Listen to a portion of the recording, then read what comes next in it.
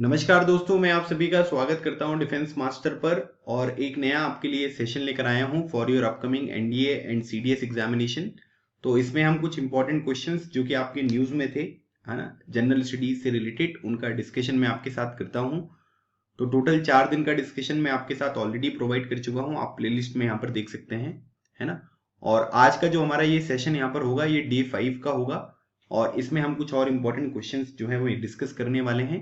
अगर आप इन सेशंस की पीडीएफ वगैरह यहाँ पर चाहते हैं तो आप हमारा डिफेंस मास्टर ऐप भी डाउनलोड कर सकते हैं, या फिर defence master Telegram channel join कर लीजिए। दोनों की लिंक आपको डिस्क्रिप्शन बॉक्स में मिल जाएगी, तो वहां पर आपको पीडीएफ वगैरह भी जो है वो देखने को मिल जाएगी। ठीक है, तो चलिए स्टार्ट करते हैं आज का हमारा सेशन। आज का देखिए हमारा पहला क्वेश्चन दिया हुआ है कि consider the following statements regarding the Indo Tibetan border police force. मतलब कि आईटीबीपी से रिलेटेड यहाँ पर कुछ स्टेटमेंट दिए गए हैं और आपको बताना है कि इनमें से कौन सा स्टेटमेंट जो है वो कि आपका सही नहीं है। ठीक है, above are not correct. Not correct statement जो है वो आपसे यहाँ पर पूछे गए हैं। पहली बात, it is a central armed police force functioning under the ministry of home affairs. ITBP is deployed on border guarding duties from Karakoram Pass in Ladakh to Nathula in Sikkim only. ITBP is also deployed for anti-Naxal operation and other internal security duties. तो अब आपको ये बताना है कि इनमें से कौन सा स्टेटमेंट है जो कि यहाँ पर आपको सही देखने को नहीं मिलेगा। ठीक है, तो देखिए आईटीबीपी के बारे में अगर हम यहाँ पर बात करें, ठीक है, आपको अगर इस क्वेश्चन को अटेम्प्ट करना है तो आप लोग कमेंट सेक्शन में अटेम्प्ट कर सकते हैं। ठीक है, तो अगर हम आईटीबीपी के फॉर्मेशन के बारे में बात करेंगे तो इसकी स्थापना जो है वो 1962 में हुई थी, है ना, ये बात आपको ध्यान रखनी है। और आज के टाइम पीरियड पर इसके जो डायरेक्टर जनरल हैं, है ना, डायरेक्टर जनरल, उनका नाम क्या है? उनका नाम है आईपीएस है, उनका नाम है संजय अरोरा। ठीक है, तो संजय अरोरा जो है ये इसके आपको डायरेक्टर जनरल यहाँ पर देखने को मिलेंगे। ठीक है, एक तो बात ये आपको ध्यान रखनी है। अब इस क्वेश्चन के ऊपर आते हैं। तो देखिए ये पहला स्टेटमेंट जो है ये तो बहुत ही आसान है, इसमें तो कोई दिक्कत ही नहीं होनी चाहिए, है ना, कि Indo Tibetan border police force जो है ये सेंट्रल आर्म पुलिस फोर्स है, जिसको हम सीएपीएफ कहते हैं, है ना। और सीएपीएफ जो है वो किसके अंतर्गत यहाँ पर आती है? वो मिनिस्ट्री ऑफ होम अफेयर्स के अंतर्गत आपको देखने को मिलेगी। ठीक है, तो पहला स्टेटमेंट जो है ये आपका बिल्कुल सही है। अगर हम यहाँ पर सेंट्रल आर्म पुलिस फोर्सेस के बारे में यहाँ पर बात करें तो इसमें आपको जैसे कई सारी चीजें देखने को मिलेगी, जैसे आपका बॉर्डर सिक्योरिटी फोर्स हो गया, है ना, सीआईएसएफ यहाँ पर हो गया आपका, ठीक है, आईटीबीपी यहाँ पर हो गया। ठीक है, उसके बाद अगर हम बात करेंगे तो सीआरपीएफ जो है वो आपको देखने को मिलता है ना, एसएसबी जो है वो आपको देखने को मिलेगा, है ना, ये सब जो है ये आपके सीएपीएफ हैं। और उसके बाद अगर आप देखेंगे तो यहाँ पर आपको कुछ पैरामिलिट्री फोर्स भी देखने को मिलेगी, जैसे आपका आसाम राइफल्स हो गया, है ना, और नेशनल सिक्योरिटी गार्ड वगैरह जो है, ये सब भी चीजें इसी के अंतर्गत, होम मिनिस्ट्री के अंतर्गत आपको देखने को मिलती हैं। ठीक है, तो ये बात आपको ध्यान रखना है। अब उसके बाद अगर हम बात करेंगे दूसरा स्टेटमेंट, तो इसमें दिया हुआ है कि ITBP is deployed on border guarding duties from Karakoram pass in Ladakh to Nathula pass in Sikkim only. तो ये चीजें जो है ये आपको यहाँ पर देखने को मिल रही है। तो अगर आप एक चीज यहाँ पर देखेंगे तो काराकोरम पास में जो है वो तो देखने को मिलेगा ही, क्योंकि जो आईटीबीपी होता है ये जो हमारा रीजन है, जैसे तिब्बत वाला रीजन हो गया, है ना, चाइना वाली जो बॉर्डर हो गई, उसको यहाँ पर ये सिक्योर करने का काम यहाँ पर करते हैं। ठीक है, तो यहाँ पर जो है ये बात हो रही है यहाँ पर कि भाई ये सिक्किम तक ही आपको केवल देखने को मिलेगा, है ना, तो सिक्किम तक नहीं होता है वो कहां तक होगा? यहाँ पर आपको एक पास देखने को मिलेगा जिसको हम जचेपला पास यहाँ पर कहते हैं, JACHEP, है ना, LA। और ये कहां पर है? ये आपको अरुणाचल में देखने को मिलेगा। तो आप यहाँ पर ये कह सकते हैं कि ये अरुणाचल प्रदेश तक की जो बॉर्डर है उसको यहाँ पर ये सिक्योर करते हैं। तो दूसरा स्टेटमेंट जो है ये आपका गलत स्टेटमेंट हो गया। ठीक है, और उसके बाद यहाँ पर आप ये कह सकते हैं कि जो फोर्स वगैरह होती है वो एंटी जो भी नक्सल ऑपरेशन वगैरह होते हैं उसके लिए भी यहाँ पर डिप्लॉय होती है। तो ये तीसरा स्टेटमेंट जो है ये बिल्कुल सही है। ठीक है, और यहाँ पर क्या है कि आप ये कह सकते हैं आईटीबीपी जो है, मतलब अगर आप ये देखेंगे तो आईटीबीपी को ना इनिशियली जो है वो सीआरपीएफ एक्ट, जैसे आईटीबीपी के बारे में अगर हम बात करेंगे तो आईटीबीपी को जो इनिशियली यहाँ पर रेस किया गया था वो सीआरपीएफ एक्ट था 1949 का, उसके तहत यहाँ पर इसको रेस किया गया था। ठीक है, उसके बाद यहाँ पर क्या है कि जो आईटीबीपी यहाँ पर एक्ट है ना, आईटीबीपी जो एक्ट है उसको यहाँ पर कब इनेक्ट किया गया? इसको इनेक्ट किया गया 1992 में। ठीक है, और उसके बाद जो रूल्स वगैरह यहाँ पर निकलकर सामने आए वो 1949 में 1994 में आपको यहाँ पर ये देखने को मिले। ठीक है, तो यहाँ पर आपको ये भी ध्यान रखना है कि आईटीबीपी को जब इनिशियली यहाँ पर रेज किया गया था तो वो सीआरपीएफ एक्ट के तहत यहाँ पर किया गया था, फिर आईटीबीपी एक्ट 1992 में आया और रूल्स जो है वो यहाँ पर 1994 में आपको देखने को मिले। तो यहाँ पर पूछा गया है कि कौन सा स्टेटमेंट जो है वो सही नहीं है। ठीक है, तो दूसरा स्टेटमेंट जो है वो सही नहीं है, so right answer is option number B. Next question देखते हैं।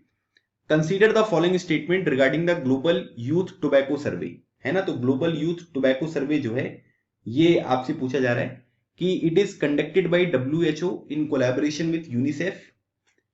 As per the survey, about 40% decline is witnessed in the tobacco use among 13 to 15 years old school-going children in India in the last decade. Third statement दिया गया है कि tobacco use among school-going children was highest in Arunachal Pradesh and Mizoram. तो अब आपको यहाँ पर ये बताना है कि इसमें से कौन सा यहाँ पर जो स्टेटमेंट है वो यहाँ पर आपको सही देखने को मिलेगा। ठीक है, तो ये चीज जो है वो आपसे यहाँ पर पूछी जा रही है। तब आपको बताना है कि जो ये ग्लोबल यूथ टोबैको सर्वे है GYTS, ठीक है, ये यहाँ पर इससे रिलेटेड कुछ स्टेटमेंट है और कौन कौन से स्टेटमेंट सही हैं ये आपसे यहाँ पर पूछे जा रहे हैं। पहली बात अगर हम यहाँ पर देखेंगे तो इसमें ये बोला गया है कि it is conducted by WHO in collaboration with UNICEF, मतलब कि इसको WHO ने कंडक्ट किया और यूनिसेफ के साथ मिलकर। तो ये स्टेटमेंट जो है ये आपका बिल्कुल गलत स्टेटमेंट है, क्योंकि ग्लोबल यूथ टोबैको सर्वे जो है ये किसके द्वारा किया गया, ये किया गया IIPS के द्वारा। ठीक है, IIPS के द्वारा, और आप यहां पर ये कह सकते हैं कि अंडर, ठीक है, ministry of health and family welfare. ठीक है, ministry of health and family welfare के अंतर्गत यहां पर ये किया गया है। और उसके बाद यहां पर जो ये IIPS है इसको हम बोलते हैं इंटरनेशनल इंस्टीट्यूट, ठीक है, फॉर पॉपुलेशन साइंसेस। ठीक है, international institute for population sciences, ठीक है, इसके द्वारा यहां पर ये कंडक्ट किया गया है। तो इसमें यहां पर आप ये कह सकते हैं कि WHO का और यूनिसेफ का यहां पर कोई भी बहुत ज्यादा कंट्रीब्यूशन देखने को नहीं मिल रहा है। ठीक है, तो ये स्टेटमेंट गलत हो गया। और उसके बाद यहां पर आप ये कह सकते हैं कि इससे पहले जो है वो यहां पर ये 2003 में कंडक्ट किया गया था, 2006 में यहां पर कंडक्ट किया गया और 2009 में यहां पर कंडक्ट किया गया। तो मतलब इससे पहले 3 राउंड जो है वो यहां पर हो चुके हैं और अभी यहां पर जो है ये आपको चौथा जो सर्वे है वो यहां पर आपको देखने को मिल रहा है। ठीक है, अब यहां पर क्या है कि कुछ इसकी मेजर फाइंडिंग्स के बारे में अगर हम देखेंगे तो अगर हम यहां पर देखें तो आप ये कह सकते हैं कि करीब 40 से 42% है ना, मतलब अगर हम एग्जैक्टली यहां पर देखेंगे तो 42% जो है वो डिक्लाइन यहां पर हुआ है ना। 13 से 15 ईयर्स ओल्ड जो स्कूल गोइंग चिल्ड्रन है तो वो पिछले 10 सालों में जो है वो डिक्लाइन हुआ है। तो 40% अगर आप देखेंगे तो अप्रोक्सीमेटली 42 ही है वो, है ना, तो इसमें कोई दिक्कत नहीं है। तो ये स्टेटमेंट जो है ये आपका बिल्कुल सही आपको देखने को मिलेगा। ठीक है, तो बेसिकली यहाँ पर क्या है कि टोबैको बहुत ज्यादा लोग यहाँ पर कंज्यूम करते थे तो वो नंबर आपको यहाँ पर कम देखने को मिल रहा है। ठीक है, उसके बाद अगर आप यहाँ पर देखेंगे कि इसमें एक चीज ये भी बताया गया है कि अगर आप बॉयज में देखेंगे कि भाई जो टोबैको यहाँ पर है, ठीक है, तो आप यहां पर ये कह सकते हैं कि बॉयज में जो है ये हाइयर यूज जो है वो आपको देखने को मिलेगा, है ना, मतलब टोबैको जो है वो यहाँ पर लड़के जो है वो ज्यादा यहाँ पर यूज करते हैं। ठीक है, और मतलब अगर हम बॉयज के बारे में बात करेंगे तो बॉयज में करीब आप ये कह सकते हैं कि 9.6% जो है वो देखने को मिलेगा और गर्ल्स में जो ये नंबर है ये करीब आपको 7.4% यहाँ पर देखने को मिलता है। ठीक है, टोबैको यूज अगर हम स्कूल गोइंग चिल्ड्रन में यहाँ पर देखेंगे तो ये आपको अरुणाचल प्रदेश में और मिजोरम में सबसे ज्यादा देखने को मिलेगा, ये बिल्कुल सही है। और अगर हम यहाँ पर लोएस्ट देखेंगे, ठीक है, लोएस्ट जो है वो कहां पर है, तो लोएस्ट में 2 स्टेट आपको ध्यान रखने हैं, एक तो हिमाचल प्रदेश और दूसरा जो है वो है कर्नाटका। यहां पर जो है ये आपको सबसे कम देखने को मिलेगा। ठीक है, तो इनमें से कौन कौन से स्टेटमेंट सही है ये पूछा जा रहा है। So right answer is option number C. ठीक है, C is the right answer. चलिए आगे बढ़ते हैं। Consider the following statements. इसमें बोला गया है कि palm oil is currently the most consume edible oil in India and in the world. ठीक है, मतलब कि सबसे ज्यादा एडिबल ऑयल जो यहाँ पर यूज होता है वो कौन सा है, वो पाम ऑयल है।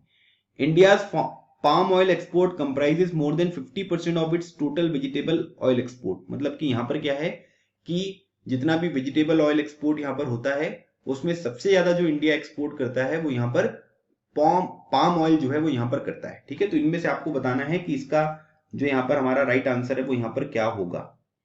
ठीक है, चलिए बताइए। ठीक है, palm oil is the currently most consumed edible oil in the India and in the world. तो ये वाला जो स्टेटमेंट है ये आपका बिल्कुल सही है, और मतलब आप ये कह सकते हैं कि इसका बहुत ज्यादा यूज होगा अगर जैसे अगर हमें डिटर्जेंट वगैरह बनाना है ना, तो वहां पर भी हम क्या करते हैं कि इसका यूज यहाँ पर करते हैं। प्लास्टिक्स वगैरह बनाने के लिए भी जो है इसका यहाँ पर यूज किया जाता है। ठीक है, उसके बाद जो बायोफ्यूल्स होते हैं, ठीक है, उनको बनाने में यूज होता है। कॉस्मेटिक्स वगैरह जो होते हैं उनको बनाने में यूज किया जाता है। तो आप यहां पर ये कह सकते हैं कि पाम ऑयल जो होता है वो सबसे ज्यादा कंज्यूम किया जाने वाला एडिबल ऑयल आपको देखने को मिलेगा।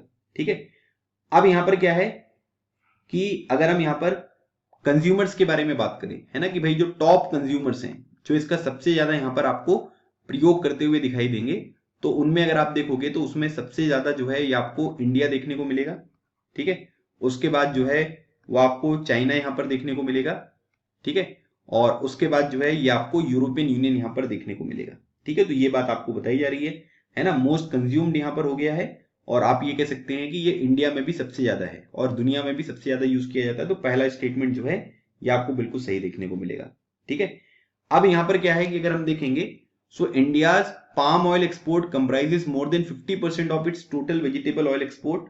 तो मतलब आप ये कह सकते हैं कि ये नंबर जो है ये आपका करीब 55% यहां पर आपको देखने को मिलेगा, है ना, मतलब कि 55% जो है वो इंडिया यहां पर इसको इंपोर्ट करता हुआ दिखाई देगा। मतलब आप ये कह सकते हैं कि जैसे इंडोनेशिया हो गया, है ना, इंडोनेशिया से बहुत ज्यादा चीजें जो है वो हम यहाँ पर इंपोर्ट करते हैं। ठीक है, और उसके बाद यहां पर अगर हम दूसरी बात करेंगे, ठीक है, मतलब आप ये कह सकते हैं कि इंडोनेशिया हो गया, और उसके बाद यहां पर जैसे मलेशिया वगैरह यहां पर हो गया। ठीक है, मलेशिया। तो मतलब आप यहां पर क्या है कि ये देखोगे अगर आप, तो यहां पर एक्सपोर्ट के बारे में बात हो रही है ना। तो जब यहां पर अगर हम एक्सपोर्ट के बारे में देखेंगे तो एक्सपोर्ट यहां पर नहीं होता है। हम लोग यहां पर क्या करते हैं कि इसको इंपोर्ट करते हैं, है ना, हम दूसरी कंट्री से जो है वो यहां पर मंगवाते हैं।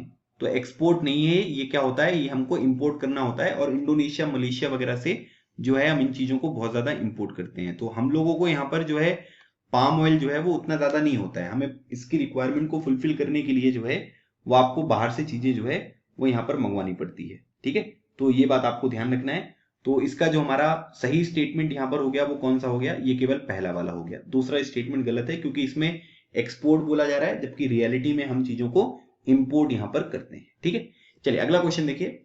With reference to the Asiatic line consider the following statement. ठीक है, तो एशियाटिक लाइन जो है जो कि गिर नेशनल पार्क में आपको देखने को मिलेगा, तो उसके बारे में ये बात यहाँ पर बताई जा रही है। तो पहली बात यहाँ पर बोली जा रही है कि it is critically endangered species under the IUCN, ठीक है, international union for conservation of nature.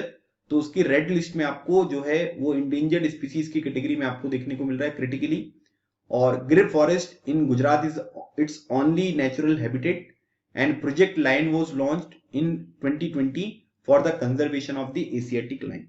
तो अब आपको यहां पर बताना है कि इसका जो हमारा राइट आंसर होगा वो यहां पर क्या है। ठीक है, बताइए।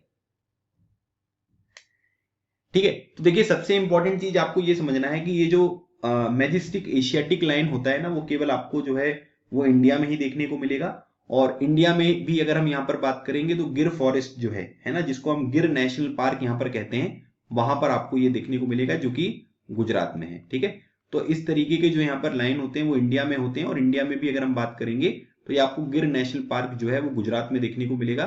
तो ये स्टेटमेंट जो है ये आपका बिल्कुल सही है, और आपसे पूछा गया है कि सही स्टेटमेंट आपको बताना है। तो इसमें अगर आप देखोगे तो ये वाला ऑप्शन जो है ये आपका कैंसिल हो गया। ठीक है, अब उसके बाद अगर हम बात करेंगे तो IUCN की जो रेड लिस्ट है ना, तो इसमें यहां पर क्या है कि क्रिटिकली इंडेंजर्ड नहीं है। इसमें यहां पर क्या है कि केवल आपको ये इंडेंजर्ड देखने को मिलेगा। ठीक है, मतलब इंडेंजर्ड जो है वो यहां पर लिखा है कि क्रिटिकली इंडेंजर्ड जो है वो यहां पर आपको देखने को नहीं मिलेगा। ठीक है, उसके बाद अगर हम साइट्स में यहां पर देखेंगे, जो साइट्स आपको देखने को मिलेगा, है ना, 3 लिस्ट में हमेशा बताता हूं जब भी कभी इंडेंजर्ड वगैरह की बात होती है तो साइट्स के बारे में भी याद रखना है। तो साइट्स में अगर आप देखेंगे तो इसमें अपेंडिक्स नंबर 1 में ये चीजें रखी गई हैं, है ना, मतलब कि हाईएस्ट फॉर्म ऑफ प्रोटेक्शन आपको देखने को मिलेगा। और वाइल्ड लाइफ प्रोटेक्शन एक्ट जो है आपका, है ना, हमारे देश का जो वाइल्ड लाइफ प्रोटेक्शन एक्ट है उसके शेड्यूल 1 में आपको देखने को मिलेगा। मतलब जो है आप ये कह सकते हैं कि हाईएस्ट फॉर्म ऑफ प्रोटेक्शन जो है हमारे देश में भी इसको यहाँ पर प्रोवाइड करी जाती है, तो शेड्यूल 1 में है। तो यहाँ पर ये क्रिटिकली इंडेंजर्ड नहीं है, केवल इंडेंजर्ड है, तो ये गलत हो गया। तो अब 1 जैसे ही गलत हुआ तो आप यहाँ पर ये कह सकते हैं कि ये ऑप्शन भी जो है ये आपका गलत हो गया। और अगली बात यहाँ पर अगर हम देखेंगे तो प्रोजेक्ट लॉयन जो है वो हमने कब स्टार्ट किया, ये 2020 में यहाँ पर स्टार्ट किया है ना। जैसे प्रोजेक्ट टाइगर 1973 में, प्रोजेक्ट एलिफेंट 1992 में, उसी तरीके से प्रोजेक्ट लायन 2020 में यहाँ पर स्टार्ट हुआ है। कौन सी मिनिस्ट्री ने इसको लॉन्च किया है, तो यह है मिनिस्ट्री ऑफ इन्वायरमेंट, ठीक है, forest and climate change. Ministry of environment, forest and climate change, ये आपकी मिनिस्ट्री है जिसने इसको यहाँ पर लॉन्च किया है, ठीक है, for the conservation of Asiatic lion जो है उसके कंजर्वेशन के लिए। तो ये वाला स्टेटमेंट जो है ये सही है। तो ऑप्शन इसमें से कौन सा सही हो गया, ये हो गया आपका ऑप्शन नंबर सी, ठीक है। चलिए आगे बढ़ते हैं। क्वेश्चन नंबर 5 देखिए, with reference to the Ujjwala 2 scheme consider the following statements. तो अब हम यहाँ पर उज्ज्वला 2 स्कीम के बारे में जो है वो यहाँ पर बात कर रहे हैं और आपको ये स्टेटमेंट यहाँ पर देखने हैं। पहला दिया हुआ है कि it aims to provide a deposit free LPG connection and first refill to BPL household. It is implemented by the Ministry of Rural Development. आपको बताना है कि इनमें से कौन से स्टेटमेंट हैं जो कि यहाँ पर आपको सही देखने को मिलेगा, ठीक है। तो अभी यहाँ पर जो बात हो रही है वो किसके बारे में हो रही है, ये उज्ज्वला 2 के बारे में हो रही है, ठीक है। तो थोड़ी सी बातें जो है वो हम किसके बारे में कर लेते हैं, इसमें मैं थोड़ा सा आपको जानकारी जो है ये उज्ज्वला 1 के बारे में भी जो है वो यहाँ पर प्रोवाइड कर देता हूं कि उज्ज्वला 1 जो है वो यहाँ पर क्या था। तो यहां पर क्या है कि देखिए उज्ज्वला 1 जो है या उज्ज्वला 2 है उसमें एलपीजी कनेक्शन जो है उसकी बात हो रही है, ठीक है। अब मुझे आप लोग एक कमेंट सेक्शन में आंसर दीजिएगा कि एलपीजी जो गैस होती है, लिक्विड पेट्रोलियम गैस होती है, ये कौन कौन सी गैसेस का मिक्सचर होता है और इसमें जो स्मेलिंग एजेंट होता है जिससे हमें ये पता चलता है कि गैस लीक हो रही है उसका नाम क्या है। ये दो क्वेश्चन मैंने आपसे पूछे हैं कि एलपीजी कौन कौन सी गैसेस का यहाँ पर मिक्सचर है और इसमें जो यहाँ पर स्मेलिंग एजेंट होता है जिससे हमें ये पता चलता है कि भाई ये गैस जो है वो लीक हो रही है, वो इसमें क्या ऐड किया जाता है वो आपको यहाँ पर बताना है, ठीक है। तो यहाँ पर ये बोला गया है कि एलपीजी कनेक्शन जो है वो हमको कितने लोगों को प्रोवाइड करना है, ये 50 मिलियन जो यहाँ पर वुमेन है, ठीक है, उनको यहाँ पर हम एलपीजी गैस कनेक्शन यहाँ पर प्रोवाइड करेंगे। और यहाँ पर एक बात ये भी ध्यान रखना है कि बीपीएल फैमिलीज को, है ना, जो बिलो पॉवर्टी लाइन फैमिलीज हैं उनको यहाँ पर हमको ये चीजें जो है वो यहाँ पर प्रोवाइड करनी है, ठीक है। और उसके बाद यहाँ पर क्या है कि यहाँ पर जो है ये बात बोली गई और इसके लिए जो बातें यहाँ पर रखी गई थी, टारगेट यहाँ पर रखा गया था, वो मार्च 2020 तक का टाइम जो है वो यहाँ पर सेट किया गया था कि मार्च 2020 तक जो है वो हम लोगों को 50 मिलियन वुमेन जो यहाँ पर बीपीएल फैमिलीज की हैं उनको एलपीजी कनेक्शन यहाँ पर प्रोवाइड करना है, ठीक है। अब यहाँ पर अगर हम बात करेंगे उज्ज्वला 2 के बारे में, ठीक है, तो उज्ज्वला 2 में यहाँ पर जो बात हो रही है वो यहाँ पर ये हो रही है कि हमको एडिशनल 10 मिलियन एलपीजी कनेक्शन जो है वो यहाँ पर प्रोवाइड करने हैं, ठीक है। मतलब कि एडिशनल 10 मिलियन जो है वो यहां पर एलपीजी कनेक्शन जो है वो यहां पर प्रोवाइड करने हैं, ठीक है। एक तो ये बात जो है ये उज्ज्वला 2 में आपको देखने को मिल रही है, ठीक है, एक बात ये ध्यान रखनी है।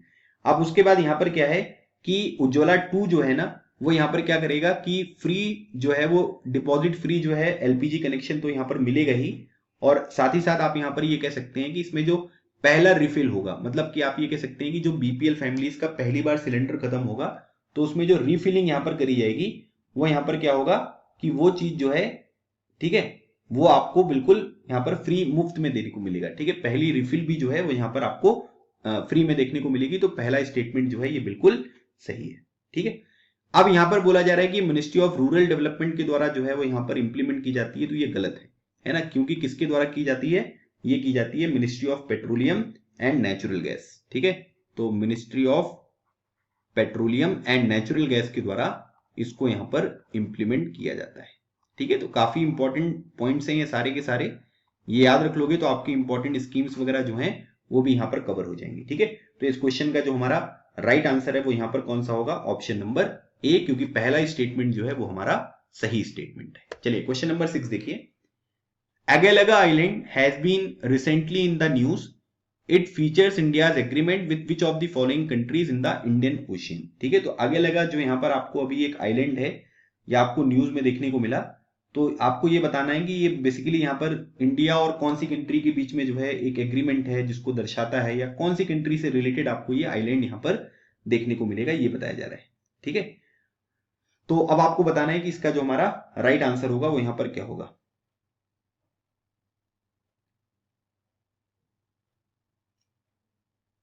ठीक है, तो अब यहां पर क्या है कि अगर हम यहाँ पर बात करेंगे तो एगलगा जो आइलैंड है ना, तो यहाँ पर क्या है कि अगर आप 2015 में देखेंगे तो यहाँ पर क्या है कि एक न्यूज है 2015 की।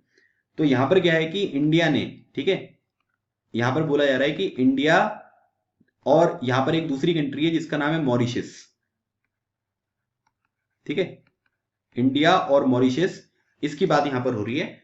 तो 2015 में इंडिया ने एक एग्रीमेंट यहां पर साइन किया था मॉरिशस के साथ, है ना, फॉर द डेवलपमेंट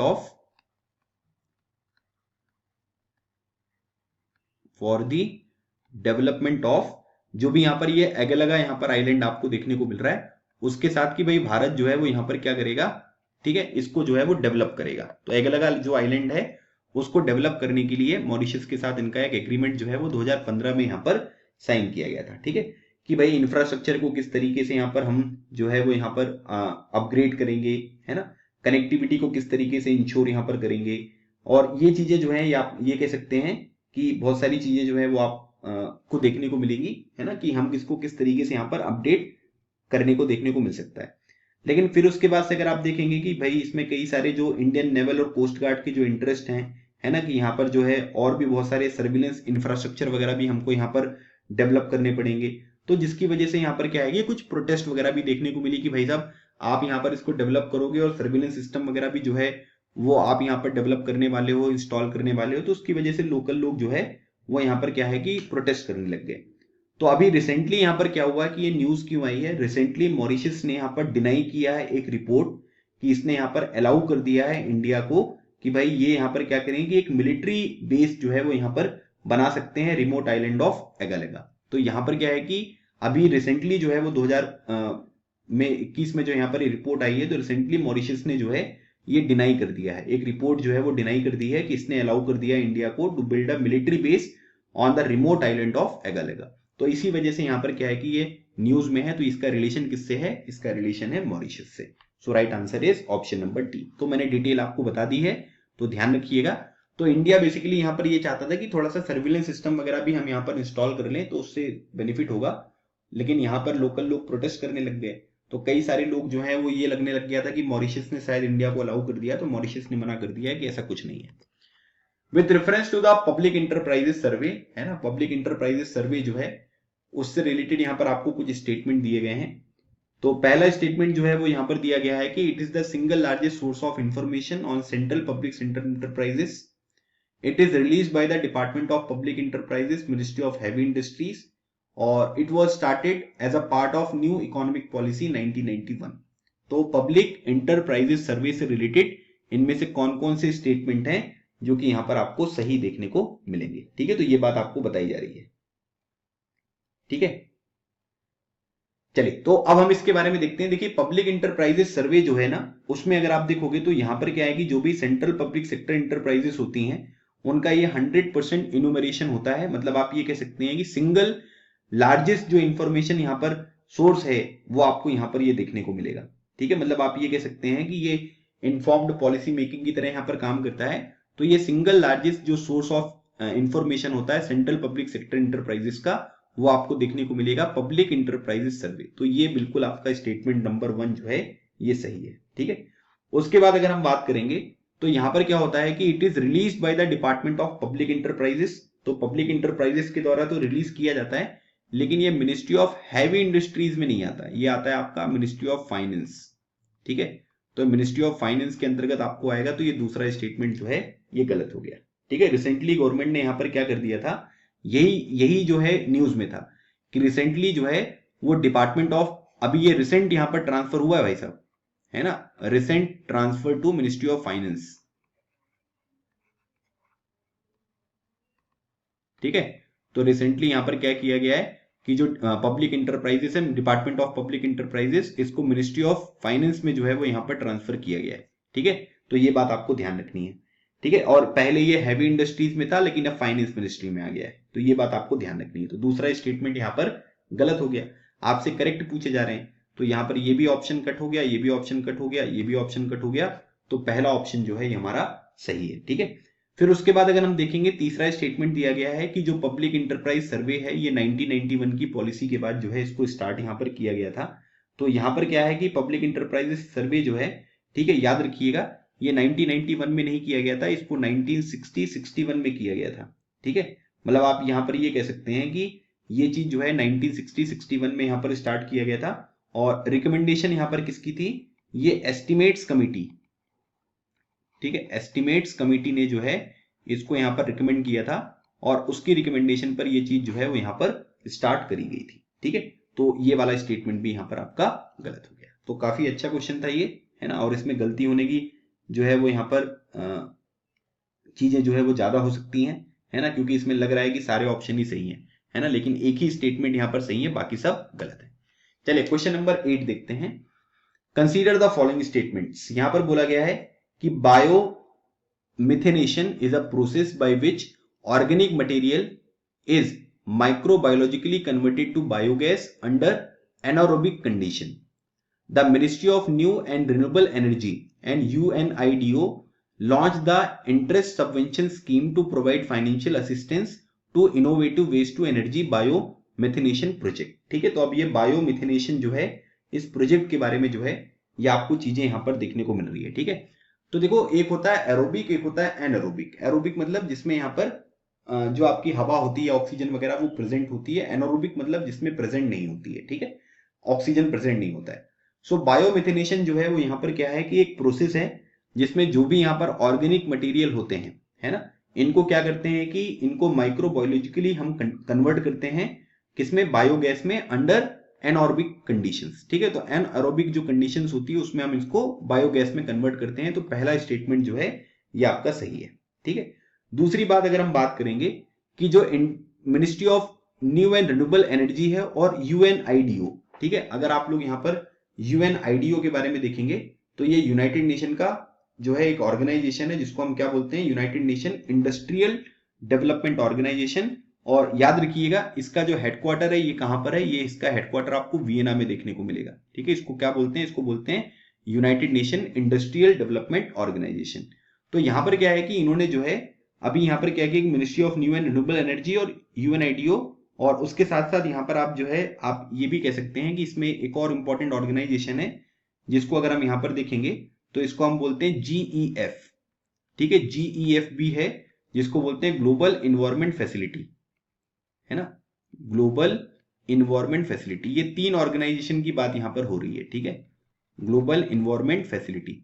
तो इनके द्वारा यहाँ पर क्या किया गया है कि इनके द्वारा कुछ जो है वो स्कीम्स यहाँ पर स्टार्ट करी गई हैं, जिसमें से एक आपको ये सबवेंशन, इंटरेस्ट सबवेंशन स्कीम भी यहाँ पर आपको देखने को मिलेगी। ठीक है, तो यहाँ पर क्या होगा? इंटरेस्ट सबवेंशन का मतलब यहाँ पर ये हुआ कि इसमें से जो भी चीजें यहाँ पर होंगी, मतलब कि आपको फाइनेंशियल असिस्टेंस भी जो है वो प्रोवाइड करेंगे, है ना, to innovative waste to energy bio, जो भी यहाँ पर मेथिनेशन प्रोजेक्ट होता है उसमें यहाँ पर जो चीजें हैं वो आपको प्रोवाइड करने वाले हैं। ठीक है, तो ये स्टेटमेंट भी जो है ये आपका बिल्कुल सही है। तो ये हमारा जो इसमें से पूछा गया कि कौन कौन से स्टेटमेंट सही है, सो दोनों, both 1 and 2 is the right answer. चलिए आगे बढ़ते हैं। Question number 9, consider the following statements regarding the Kaziranga National Park. It is the single largest undisturbed area in the Brahmaputra valley flood plain. It has the highest density of one horned rhinos in the world. It is listed as the UNESCO world heritage site. तो आपको बताना है कि इनमें से कौन कौन से स्टेटमेंट हैं जो कि आपको सही देखने को मिलेंगे। ठीक है, चलिए बताइए इसका आंसर क्या होगा। देखिए सबसे पहली बात तो काजीरंगा नेशनल पार्क जो है ये आपको आसाम में देखने को मिलेगा। अभी यहाँ पर सैटेलाइट फोन वगैरह भी यूज करना जो है वो स्टार्ट हो गया है, तो ये भी आप ध्यान रखिएगा। और ब्रह्मपुत्र वैली की फ्लड प्लेन पे जो है ये लार्जेस्ट अनडिस्टर्ब्ड एरिया जो है वो देखने को मिलेगा। तो पहला स्टेटमेंट जो है वो यहाँ पर बिल्कुल सही है। और इसको जो है वो नेशनल पार्क डिक्लेयर किया गया था। ठीक है, नेशनल पार्क जो इसको डिक्लेयर किया गया था वो कब किया गया था? 1974 में इसको डिक्लेयर किया गया था। साथ ही साथ ये एक टाइगर रिजर्व भी है, और इसको टाइगर रिजर्व कब डिक्लेयर किया गया था? 2007 में इसको टाइगर रिजर्व यहाँ पर डिक्लेयर किया गया था। और ये एक यूनेस्को वर्ल्ड हेरिटेज साइट भी है, मतलब कि 1985 में इसको यूनेस्को वर्ल्ड हेरिटेज साइट जो है वो डिक्लेयर किया था। ठीक है, और ये भी आपको ध्यान रखना है। और एक बात ये भी ध्यान रखना है आपको कि ये जो है ना एक इंपॉर्टेंट बर्ड एरिया भी है।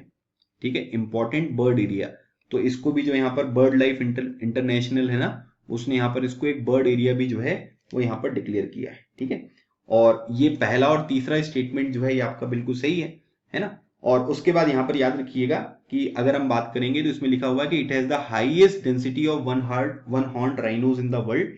तो यहाँ पर क्या है कि अगर आप यहाँ पर ये देखेंगे तो इसमें क्या है कि देखिए largest number of one horn rhinos तो हैं, है ना, मतलब कि लार्जेस्ट नंबर जो है वो आपको देखने को मिलेगा, इसमें तो कोई दिक्कत नहीं है। लेकिन यहाँ पर अगर हम बात करेंगे कि जो सबसे ज्यादा यहाँ पर आपको डेंसिटी जो है वो आपको देखने को मिलेगी, तो उसको हम क्या बोलते हैं, उसको बोलते हैं पोबितोरा वाइल्ड लाइफ सेंचुरी। ठीक है, डेंसिटी जो सबसे ज्यादा है वो कहां पर है, तो डेंसिटी जो है वो सबसे ज्यादा है पोबितोरा वाइल्ड लाइफ सेंचुरी में। ठीक है, Pobitora wild life sanctuary, density एक अलग चीज होती है ना। तो पोबितोरा वाइल्ड लाइफ सेंचुरी, और ये कहां पर है, ये भी आपको आसाम में ही देखने को मिलेगी, यहां पर डेंसिटी सबसे ज्यादा है। ठीक है, काजीरंगा में जो है वो डेंसिटी आपको सबसे ज्यादा देखने को नहीं मिलेगी, नंबर सबसे ज्यादा है लेकिन एरिया भी बहुत ज्यादा है, तो डेंसिटी उतनी ज्यादा है नहीं, है ना। तो इसका जो सही आंसर है ये है आपका ऑप्शन नंबर बी। चलिए आगे बढ़ते हैं, क्वेश्चन नंबर 10। क्वेश्चन नंबर 10 देखिए दिया हुआ है कि consider the following statements regarding the Bhils, है ना। तो ट्राइब से रिलेटेड यहाँ पर क्वेश्चन जो है ये आपसे यहाँ पर पूछा जा रहा है। सो लिखा हुआ है कि Bhils are associated with the states of Madhya Pradesh, Maharashtra and Karnataka. ठीक है, तो इन स्टेट से जो है ये भील ट्राइब जो है वो लोकेटेड है। Bhils are the second biggest tribe in Rajasthan after Meenas. तो मीनास के बाद जो है वो राजस्थान में जो सबसे बड़ी ट्राइब है वो भील है। Bhils are classified as scheduled tribes in Rajasthan. तो अब आपको बताना है कि इनमें से कौन कौन से स्टेटमेंट है जो कि करेक्ट नहीं है। ठीक है, ये आपसे पूछा जा रहा है। तो अब यहां पर अगर हम देखेंगे तो यहां पर क्या है कि जो भील्स है ना, भील्स की जगह अगर आप देखोगे तो ये आपको छत्तीसगढ़ में भी देखने को मिलेंगे। ठीक है, एक मिनट, भील जो है ये आपको छत्तीसगढ़ में भी देखने को मिलेंगे। ठीक है, उसके बाद मध्य प्रदेश में भी देखने को मिलेंगे, गुजरात में भी देखने को मिलेंगे, महाराष्ट्र में भी देखने को मिलेंगे, कर्नाटका में भी देखने को मिलेंगे, राजस्थान में भी देखने को मिलेंगे, और आंध्र प्रदेश में जो है वहां पर भी देखने को मिलेंगे। ठीक है, तो मतलब ये वाला स्टेटमेंट जो है ये आपका बिल्कुल सही है। ठीक है, they are the second biggest tribe in Rajasthan after Meenas. ठीक है, तो यहां पर क्या है कि ये स्टेटमेंट यहां पर गलत है, क्योंकि बिगेस्ट ट्राइब जो है, ठीक है, राजस्थान में जो सबसे बड़ी ट्राइब आपको देखने को मिलेगी वो कौन सी है, वो है भील। ठीक है, तो ये वाला स्टेटमेंट जो है ये आपका यहां पर गलत हो गया। और उसके बाद यहां पर क्या है कि इनको जो है ये शेड्यूल्ड ट्राइब जो है राजस्थान में इनको क्लासिफाई किया गया है, तो ये स्टेटमेंट जो है ये आपका बिल्कुल सही है। ठीक है, और सेकेंड बिगेस्ट जो आपको यहां पर देखने को मिलेगा, ठीक है, सेकेंड बिगेस्ट, तो ये आपको जो है ये मीनास जो है वो यहां पर आपको ट्राइब देखने को मिलेगी। ठीक है, और उसके बाद ना मीनास जो है ये कहा जाता है ऐसा कि ये इनहेबिटेंट्स थे इंडस वैली सिविलाइजेशन के। ठीक है, inhabitants of Indus valley civilization. ठीक है, ये बात भी जो है वो यहां पर कही जाती है। और राजस्थान में एक बात ये भी ध्यान रखिएगा कि यहां पर ना एक बहुत ही इंपॉर्टेंट ट्राइब है जिसको हम बोलते हैं सहरिया ट्राइब। ठीक है, सहरिया ट्राइब जो है ये भी आपको राजस्थान में देखने को मिलेगी। और उसके बाद गैरेसियस जो है वो यहां पर आपको ट्राइब जो है वो भी आपको देखने को मिलेगी, गैरेसियस, है ना, ये स्मॉल राजपूत राजस्थानी ट्राइब है, ये भी देखने को मिलता है। तो इसमें से पूछा गया कि कौन सा करेक्ट नहीं है, तो दूसरा करेक्ट नहीं है, so right answer is option number B. ठीक है, तो ये थे गाइज आज के हमारे ये 10 क्वेश्चंस जो मैंने आपके साथ यहाँ पर डिस्कस किए हैं। बाकी आप हमारा डेली न्यूज एनालिसिस वाला जो डिस्कशन है वो यहाँ पर ज्वाइन कर सकते हैं। अक्टूबर मंथ का स्टार्ट कर दिया है, 249 रुपीज में आप जो है ये मंथली जो हमारा डिस्कशन होता है इसको ज्वाइन कर सकते हैं। काफी अच्छा सेशन यहाँ पर रहता है। बाकी मैंने आप लोगों को जनवरी से लेकर सितंबर तक का पूरा करंट अफेयर भी पढ़ा दिया है 2021 का। ठीक है, 1 ईयर की वैलिडिटी आपको मिलेगी केवल 999 में। ठीक है, तो इसमें क्या होगा कि मंथली जो आपके 300-400 क्वेश्चन होते हैं इंपॉर्टेंट, वो सब मैं बैकग्राउंड इन्फॉर्मेशन के साथ कवर करा देता हूं, तो आप उसको भी यहाँ पर ज्वाइन कर सकते हो, फिर करंट अफेयर की आपको कोई दिक्कत नहीं होगी।